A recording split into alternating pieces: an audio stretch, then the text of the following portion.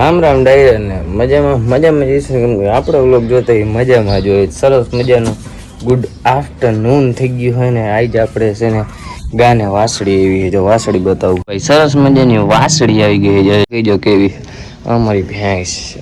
આમ મેક્સું ટાણે આરામમાં છે.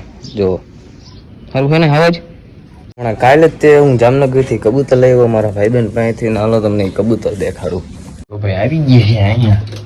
આવું કંઈક રાખ્યા ઉપર નથી રાખ્યા, અહીં રાખ્યા છે. જો આ આપણું સિરાજી કબૂતર દેખાડી દો તમને. તમને દેખાડી દો. જો ઓ એ જો આ સિરાજી ને આ હમણાં કબૂતર છે. જો આ બીજું દેખાડી દઉં તમને. બસ હવે જો આ કબૂતર કેવું જો કેવા કાળો કા કોમેન્ટમાં કરી દેજો. જો મસ્તીના કબૂતર આવી ગયા. આપણા અંદર રાખી દીધા અહીંયા. થોડાક દીક લગ્નમાં ને એવા લગ્ન ગાળામાં પડી ગયો તો ડેલી બ્લોગ નતો આવતા. હવે વાંધો ને એવા ડેલી બ્લોગ નાખી દેવામાં આવશે. હવે એને મળી 4 વાગે ગામ મઠ લઈ આવી.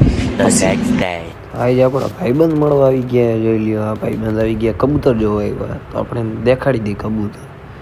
જો આને કબૂતર જોવાડી દીધા. નો બ્લોગ રાતે ચાલુ થાય. હવે જો આવી ગઈ છે ભાઈ ભેંસ આવી ગઈ છે ભાઈ બાંધી દીધી અહીંયા.